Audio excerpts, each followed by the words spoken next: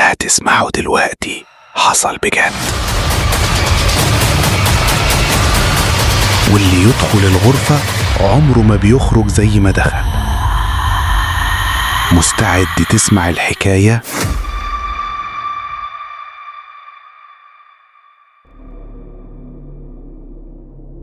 لو قلت لك إن في يوم من الأيام إنسان عادي ممكن يتحول لوحش، لكن مش وحش من خيال، لأ، وحش من لحم ودم، يمشي بين الناس ويبص في عيونهم ويختار ضحيته وهو مبتسم.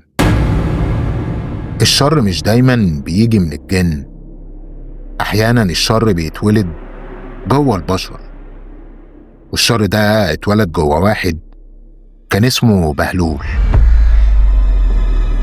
بس قبل ما نكمل اسمع الكلمة دي كويس، لو قلبك ضعيف اقفل الفيديو دلوقتي، لأن اللي جاي مش مجرد قصة. مساء الرعب عليكم يا أبطال الغرفة. النهاردة القصة مش لأي حد، القصة دي للناس اللي قلبها جامد بس، فركز معايا وافصل عن الدنيا، لأن اللي هتسمعه حالا ممكن يخليك تبص وراه وانت قاعد لوحدك. فيلا بينا نبدأ الحكاية، يلا بينا.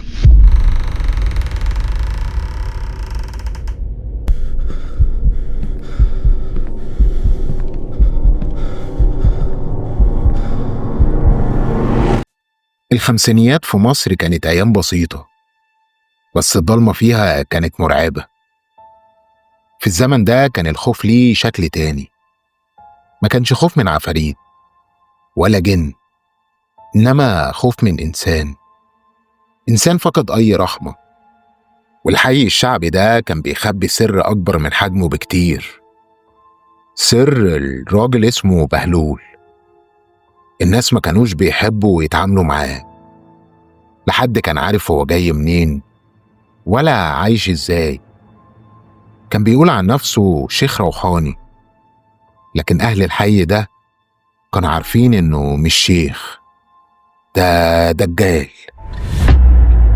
بهلول كان بيقنع الناس إنه يقدر يفك العمل أو يجلب الحظ، لكن اللي كان يدخل بيته ساعات ما يخرجش. وواحدة من ضحاياه كانت ست غلبانة جاية عشان تساعد جوزها المريض. الناس شافوها وهي داخلة بيته، لكن محدش شافها وهي خارجة. يا شيخ بهلول، أنا تعبت، جوزي مريض بقاله شهور، الناس قالت إنك الوحيد اللي تقدر تساعدني. طبعا، ادخلي.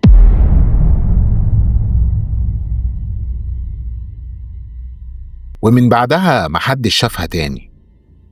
لكن بعد أيام بدأ الجيران يشموا ريحة غريبة، ريحة طالعة من بيت بهلول، ريحة دم وعرق وتراب مختلطين ببعض.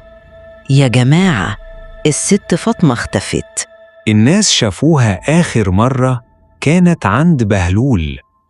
اسكت، هيسمعنا.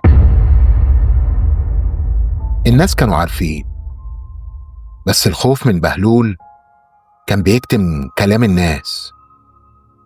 بهلول ما كانش مجرد نصاب، ده كان قاتل، وكان بيعمل طقوس غريبة، بيرسم طلاسم على الحيطان بالدم، وكان بيحط جثث الضحايا في حفر تحت الأرض في البيت، ويقول عليها إنها قرابين للجن. لكن الناس اللي كانوا ساكنين حواليه كانوا بيسمعوا أصوات صراخات في نص الليل، صراخات مكتومة زي ما يكون حد بيتعذب. ومع الوقت بدأت حالات الاختفاء تزيد، ستات ورجالة، وأهل الحي كانوا بيقولوا فلان دخل بيت بهلول وما خرجش، لكن محدش كان عنده الجراءة يواجهه. الناس كانوا فاكرينه مسنود من الجن. وفي يوم في راجل من الحي اختفى، بس المرة دي عيلته ما سكتتش وقررت تبلغ البوليس. من النهاردة بيته تحت المراقبة، بعدها الشرطة بدأت تراقب بيت بهلول. الشرطة كانت بتراقب البيت لمدة 3 أيام، وفي ال3 أيام دول مفيش حد دخل ولا خرج، ولا حتى لاحظوا إن في نور بيتفتح جوه البيت. بعدها قرروا يقتحموا المكان. نقتحم بس بهدوء، محدش يتكلم ومحدش يرفع سلاحه. لكن اللي شافوه جوه بيت بهلول ما يتوصفش. شافوا حيطان مليانة طلاسم مرسومة بدم، وأواني فيها أجزاء بشرية محفوظة، وجثث متحللة ومدفونة في الأرض. يا باشا، في جثة هنا. ده في 4 حفر تاني، وفي كل حفرة في جثة أو أكتر.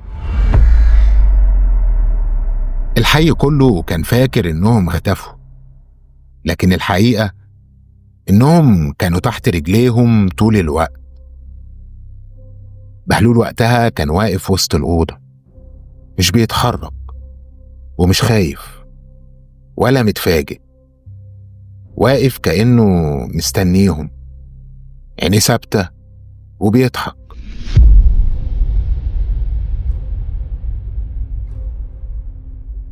بهلول، انت متهم باختفاء وقتل 14 شخص.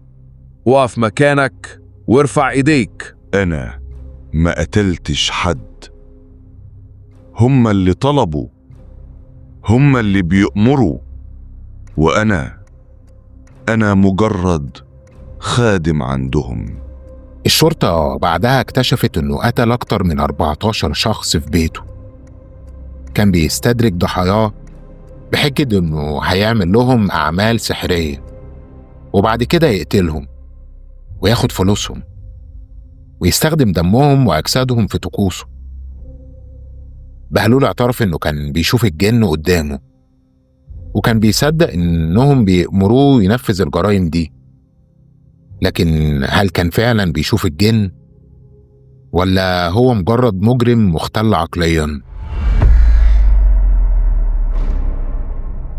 اعترف، ليه عملت كده؟ كان لازم أقدم قرابين عشان أفتح الطريق بين عالمنا وعالمهم. مين هم؟ السادة اللي فوق.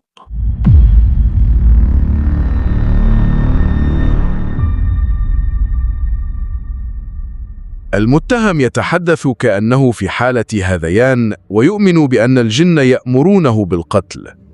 المحكمة ما أخدتش وقت طويل، والناس كانوا مرعوبين ومستنيين يشوفوه وهو بينتهي قدامهم. اتحكم عليه بالإعدام وتنفذ الحكم، لكن الغريب إن اللحظة اللي اتشنق فيها نور القاعة اللي كان فيها التنفيذ قطع فجأة، والناس سمعت في الوقت ده صوت صرخة عالية جدا. لكن الصرخة دي مش من بهلول، صرخة كأنها جاية من كائن تاني بيودع الدنيا.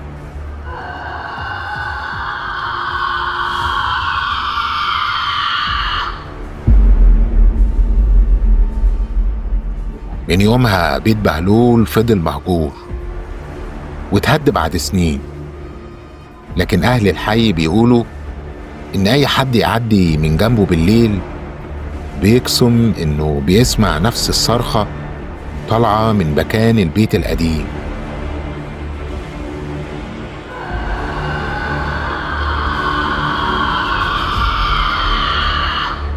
بهلول كان مجرد إنسان، لكن اللي عمله خلاها أسطورة، أسطورة لسه الناس بتخاف تنطق اسمها بالليل.